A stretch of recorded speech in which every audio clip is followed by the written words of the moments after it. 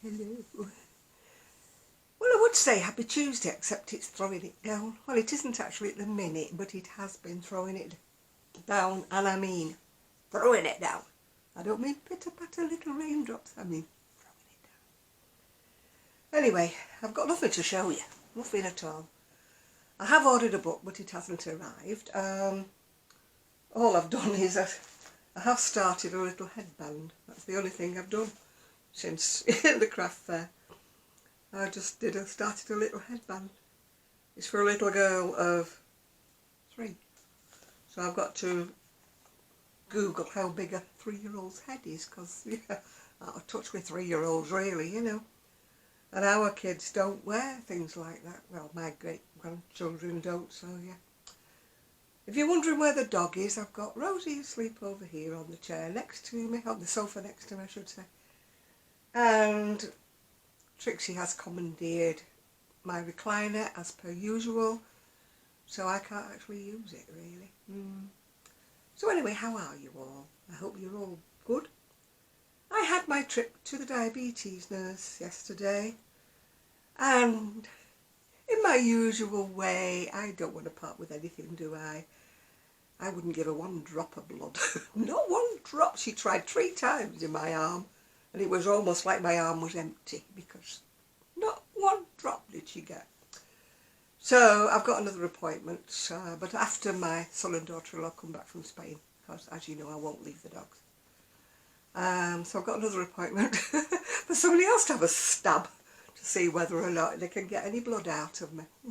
Blood out of a stone, that's what I say. Anyway, what am I wearing today? I'm wearing me beads, you've probably seen them before, and my cardigan that you've probably seen before. But you may not have seen my trousers. I can't get my leg up in the air, so I shall... Ooh, my lovely, lovely patchwork trousers that I adore, that I got from my favourite shop, Moonbeams and Mayhem. I keep giving them a plug, but they never give me anything for free. Just saying. Anyway, back to the nurse. Not the horrible one I had before. And incidentally, she said to me, "Go up on the scales," and then she said, "Oh, you've lost 5 kilograms." I said, "I don't think so."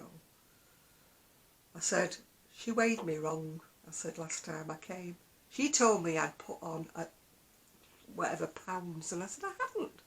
I said, "I put on 4, and I knew I'd put on 4. And so when she said to me yesterday, she said, "Oh, you've lost 5 kilograms." I said, "No, I haven't." I said, "Look back at the weight before the last nurse weighed me." I said, "I think you'll find that's more accurate." And she went, "Ah, yeah." She said, "Yeah, you've lost about 5 pounds," which I thought, that's probably more like it. I came in and I said to my son, "According to the nurse, I've lost 5 kilograms. He went, "What?"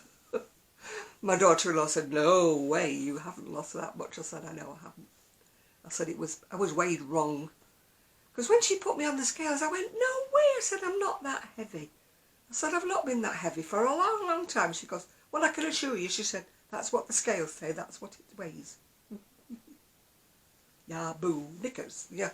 So what have I been doing today? Well, I've been doing me washing, which was a bit of an event because for some reason our washing, you know, those little pod things had got wet. So they'd all gone into a gloopy mess. It was a bit like unset jelly.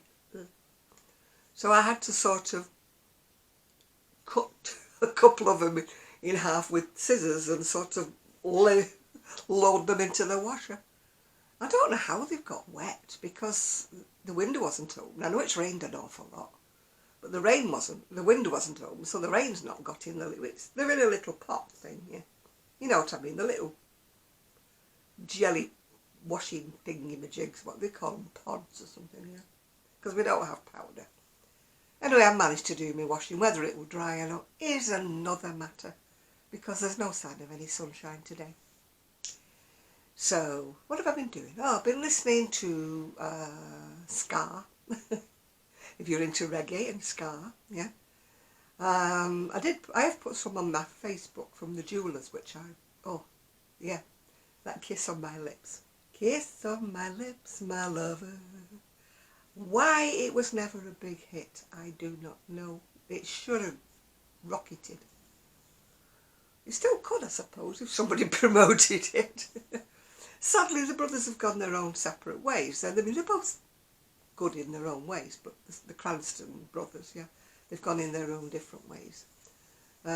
Cy is big in America now, and Tiber has opened up a rum bar.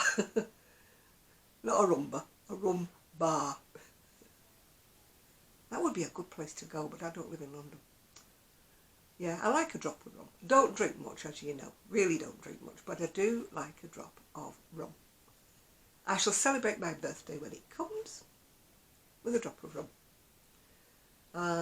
What else have I been doing? Oh, I set up a little, you know, for my birthday, that giving thing that you do on Facebook. It's for a little charity. It's an animal charity, and they do rely solely on donations. They're only small, you know, little animal shelter, whatever you call it. And I do it every year, hopefully to raise just a little bit of money for them.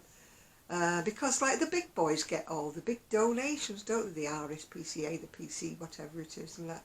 And the little ones, they don't often, you know, get a lot, do they?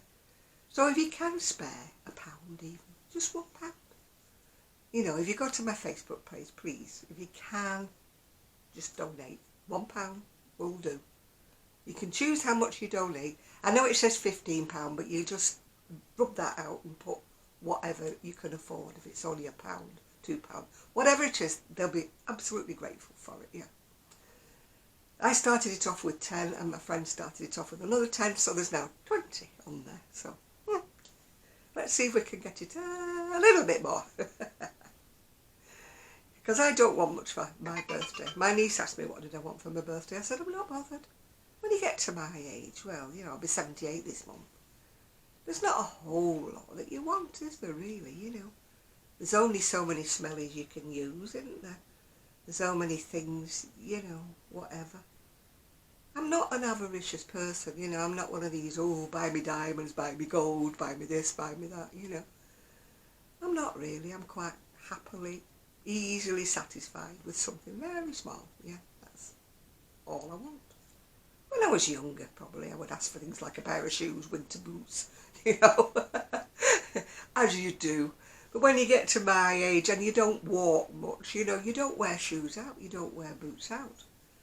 So, you know, I really liked my Doc Martens, you know, with the roses embroidered on them, the knee-length boots that I had on Saturday. They were a birthday Christmas gift combined from the family, because they're expensive, many years ago, and I absolutely adore those. But, of course, they're still going strong, and you don't wear Doc Martens out, do you? You never wear them out. You'd have to walk miles, wouldn't you, to wear a pair of them out? So, yeah, I'm fine for winter boots, yeah. It's been cold though, hasn't it? Hasn't it been cold? Unless, of course, you live in America and you're probably having a heat wave over there. But where I am, on Fleetwood, oh, yesterday, boy, oh boy, did I get wet. I went to the knit club and I'd rolled the sides up because of the scooter, because it wasn't raining when I set off. Halfway there, the heavens opened. So, of course, I had to get off the scooter to roll the sides down and zip them. So by the time I got back in the scooter, the seat was wet through, I was wet through, so I had a wet bottom. So I got to the health centre and I got in and she said, are you alright? I said, God, I had a wet bottom. Anyway, fortunately, after that, I went into the library to the knit club, just for the half hour, an hour, whatever was left. And it was lovely and warm in there, so I actually dried out. So coming back, I was quite dry, yeah. But I must sort out something to do with my fingers. I've got fleecy lined thermal gloves, but for some reason or other, I've got Raynos, as you know. I keep hammering on about it. I know I'm a whine. But those 3 fingers, well, 2 fingers, I don't want to put 2 fingers in the air, do I? 2 fingers and a thumb. We'll do it that way. It's not rude that way, is it? 2 fingers and a thumb, they go dead. So, you know, on my way home I'm like, ooh, I'm trying to curl him in a ball, you know, trying to warm him up. I have thought about those ones that you sort of warm up, but I don't know how long they would last. And also the ones with the inserts in, you have to keep buying the inserts, don't you? There are some that you charge up with, you know, what do they call them? USB, that's the one. There are some that they charge up with a USB, but knowing me, I'd probably forget to charge the USB before it was going out. Because sometimes I go out on the spur of the moment, you know. Being retired, you know, my time is my own. If I want to go out, I go out, you know. You have to pick and choose if it's not raining, you know, for example. I mean, my friend who also has a scooter, we call ourselves Thelma and Louise as we go down the, you know, seafront together. Her son brought her scooter out this morning so that she could take the dog for a walk, stroke, drive, stroke, run. And the heavens opened. So her scooter was outside, and now, of course, the seat's dripping wet through because she hasn't got the benefit of having a roof over the top of the scooter like I do. She would like one, but she can't deal with the thought that it's always on. She wanted one where you could take it off and on, whereas I didn't, because here you cannot predict when it's going to rain. It says it's going to rain and then you go out and it's beautifully sunny. And then it said it's going to be beautifully sunny and then you go out and it rains. The weather round here is very unpredictable, you know. You can go out in blazing sunshine. But my room has got one coat of paint on it, my new room. I can't show you yet. I'll show you when it's all done. Because it's looking very patchy, because as you know, when you first put the first coat on, it's a nice colour. It's a little bit brighter blue than I would have wished, but I really wanted the same colour as my wallpaper, if you've looked at any videos in here. But when I couldn't go with them I had the nurse's appointment, so I couldn't go with them to pick the paint. So my son sent me, like, you know, these photographs on his phone. So I picked one that I thought was like the closest. It is a little bit more blue. I would have preferred it a bit more green, but it's fine. It'll be great. It's probably more like a bit lighter colour than my sofa is, yeah. And it needs another coat. It's looking a bit patchy, because the first coat always does, doesn't it? So it won't get finished though until my son and daughter-in-law come back from their holiday, because my son's working the 3 days this week and they go away on Friday. And my daughter-in-law's out today, so she probably will finish the painting maybe tomorrow. But not a lot more can be done until my son has time to put the blinds back up. And I have time to go and choose a rug. I'm not really into doing some fitted carpet really, because if anything happens to me and they come to sell this bungalow, the wall that they've put in isn't a permanent one, if you know what I mean. It's just a plasterboard stud wall.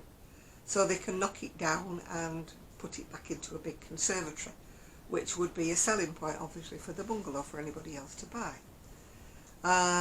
So I don't really want to put a fitted carpet down in my bit. Not that I'm planning on dying anytime soon, God willing, but I just thought a rug would be fine. Oh, hello. I never get any messages unless I come on here to do a video, and then I get loads, yeah. Anyway, I'm going to choose a rug, yeah, just to put in the middle, because I'll have furniture down the wall side of it, you know. I'm getting a chest of drawers for my friend. Thank you, Kim, if you're watching. She's donated me a chest of drawers. We've seen a desk in this ex-catalogue shop that would act as a table, you know, for my sewing machine, if they still have it, because I can't go and get it until my son comes back from his holidays, because, you know, my scooter can transpose shopping, it can transpose a lot of things, but I don't think a big desk will fit on my scooter. I could put it on the top, couldn't I, like a roof rack, you know, with the drawers either side as I'm going down the road, but not really a good idea. So what have I got planned this week? Well, I can go out to the knit clubs Wednesday. I can go to both of those. I can go to the cafe on Thursday because my family are not going till Friday, but next week I'll be in. You might see me, you might not. It depends whether or not I've got anything to tell you. The book may arrive. I may have a book to show you. You never know your luck in a raffle. Yeah. I did win 2 lucky dips on the lottery this week, but they didn't win anything. Yeah. They didn't even win more lucky dips. They just didn't. I guess fate has not got it decreed that I will be a millionaire anytime soon. Never mind. Keep on clogging, as my mother used to say. Yeah, clogs are a part of my childhood, going off the subject.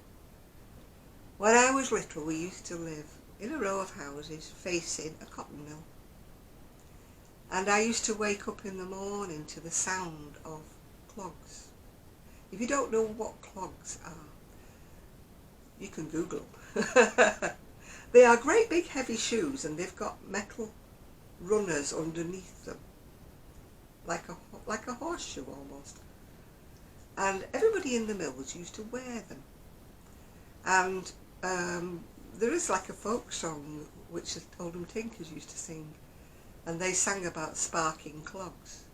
Because when anybody was late, because if you were a minute late to go to the mill, they used to shut the gates, and you had to wait outside for another hour until they opened them, and they would dock that hour off your money, yeah? So if people were running a little bit late, they would run like the clappers. And of course these clog irons would spark as they were running along the pavement. And that used to wake me up when I was a little child, and I used to look out the window to see them all hurrying, scurrying, yeah, up to the mill to get there before the gaffer or the boss or whatever it was, the gate man, used to shut the gates, yeah. Because he no mercy, he would shut those gates, and if you were late you were shut on the other side of them. End of story. And they weren't opened up again for another hour, yeah. There was no, sorry please let me in, and none of that, no, yeah. So that was my childhood. There used to be a clogger shop, clogs, and they had even little baby clogs in the window. You should look them up if you don't know what clogs are. They are nothing like the shell clogs, nothing like that at all. They were big, black, heavy shoes with an ankle strap across. And I think the men's had laces up them. But they all had this great big, like, I mean, they must have been as heavy as anything. Great big metal, like a horseshoe round the toes. And they probably had something on the heels. But having said that, my dad used to put tappets on his heels of his shoes and toes, so he used to sound rather like, you know, Gene Kelly going up the street. I think they used to call them segs or something. They used to nail them, only little things. They used to nail them on the heel, underneath obviously, on the sole, and nail them on the toes, because back in the day most of the shoes had leather soles, and if you were a bit heavy on your feet, or if you walked a lot like my dad did, no car in those days, you would wear your shoes out very, very quickly, and it cost quite a bit to take them to the shoe repairer, you know, the mender, to have a sole and heel put on.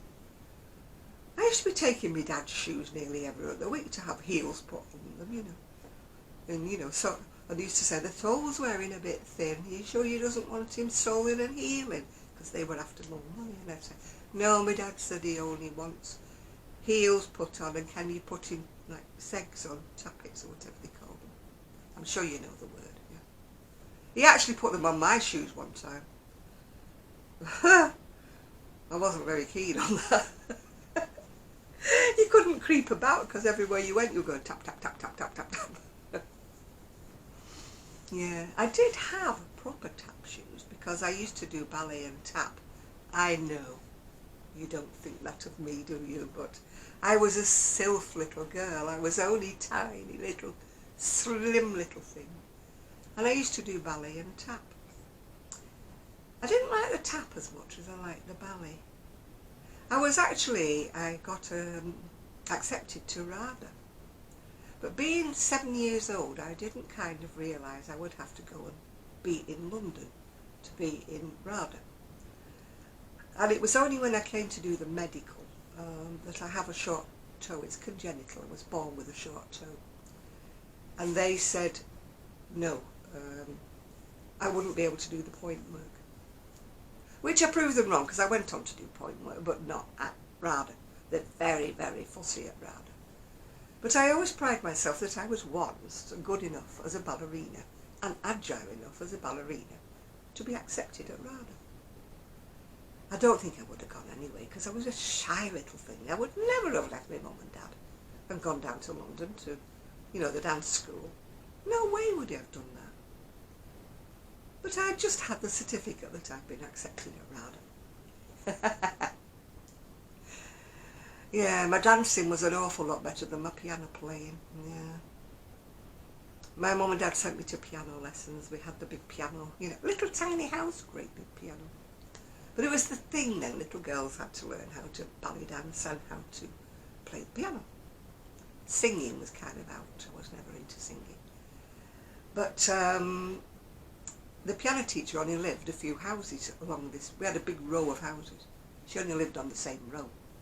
So she knew mum and dad, of course, obviously. And if I hadn't practised, which I never did because I didn't want to do it, then she would tell my mum and dad, and then I would get in trouble and all that. And I didn't like playing, and, I used to... She had that metronome thing that was going ding-dong, ding-dong, ding-dong. And then she'd make me do it over and over and over and over again. And her poor mother was sitting in the same room, because it was a tiny house. And I used to think, her poor mother has to sit there through all these children learning the piano. All I can say, Mrs. Shaw, you deserved a medal. Anyway, because I didn't play and because I didn't want to go to lessons, I came home from school one day and the piano had gone. Don't know where it went. It went. It went the same way as my doll's house. I came home from school one day and my mum decided, you're too big for a doll's house. Excuse me, you didn't ask me. And the doll's house had gone. I think this is why I wanted a doll's house. I've got one. It's in the shed. It needs painting. I've got loads and loads of furniture in a box in the shed. And that is going to come in the house in my new room. Safe away from the grandchildren, the great-grandchildren. The door will be locked. I'm not being mean, but they're not very, how can I put it, careful. When I was a little child, I was very careful with everything. You didn't get a lot of things, so whenever you got dolls or anything, there was none of this throwing them around and wrenching the heads off things like they do these days.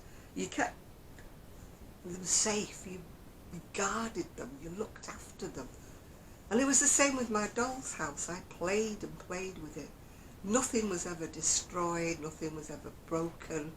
And if I did accidentally break something, I'd be heartbroken until my dad mended it again, But today's kids, when I see them flinging toys around and throwing things around and ripping arms off dolls and things, and I'm thinking, they have too much, obviously, don't they? They have too many things. When you only got the one or the two things, you took care of it, didn't you? You nurtured it. The same with books. I hate to see a child scribbling with crayon, unless it's a colouring book. Don't get me wrong, colouring book's fine. But I hate to see a child putting a ballpoint pen all over a book or ripping it or anything like that. And because I was taught to look after things, you don't do things. I don't even like turning a corner on a book, I have to put a bookmark in it or something. I don't like turning the page corner over. And I certainly do not ever write on a pattern, If I need to write on it or whatever, I photocopy the page. And then I can write on the photocopy. I hate to deface anything. I think it's my upbringing. I hate it when people put rings around things. I bought a pattern on Etsy and I actually got my money back because I complained to her because all the different sizes were ringed round with. And I said to her, I'm sorry, I can't use this pattern. And she said, oh, I am sorry, but she still got it for sale on Etsy. And I'm like, you don't do that to a pattern. You don't sell a pattern on after you've put rings round it. I'm on my hobby horse again, aren't I? Yeah. Well, I'm trying to drum up some interest in doing some more crochet, but at the moment I'm just not in the mood. I haven't even put the things back in the shed, you know, the dolls are still here. And I did get an inquiry from a lady about some hats, so I need to, you know, reply to her email. If you're watching, sorry people. I was out all yesterday, so I didn't reply to your email. But everything's probably going to go back into the shed until I can think of some other way. Because I'm not doing any more craft fairs. That was the ultimate whatever. I said I wasn't going to do any more, and then I did one more. But as I said before, craft fairs are not like they were or they used to be in the UK. They're more like people buying things to sell. Not a lot of handmade, handcrafted stuff like they used to be. When I first did my craft fairs, they were all, everybody had made or drawn or painted or cooked or done whatever, or even made the cheese, you know. They were hand jam, even hand done things. But the last 2 or 3 that I've been to here are not like that at all. They're just not. Some things, I mean, there was candles, obviously. The lady makes her own candles and stuff like that. But the majority of the things were just things like people had bought to sell. And it kind of, I don't know, it takes the edge off it to me. You know, if it's handmade, it's handmade. It should be revered as handmade and handcrafted and individual is what I'm looking for. Unique, yeah? Not run-of-the-mill, everybody's made them. And that was another problem I had with Etsy, because Etsy changed from being people selling handmade items and handcrafted items. It changed to be quite frank, any old tat, yeah? And that just spoiled it for me. It spoiled it for me because they put all the costs of everything up. I know things have gone up. And then they started saying things, like, you know, I couldn't do the advertising unless I advertised it as post-free, which I couldn't do post-free at all to America. So it spoiled it for me. So that's why Etsy went to the 4 winds. Anyway, I'm going to go now. Sorry if I've whined on again as usual. Janet the Whinger. That should be my new title.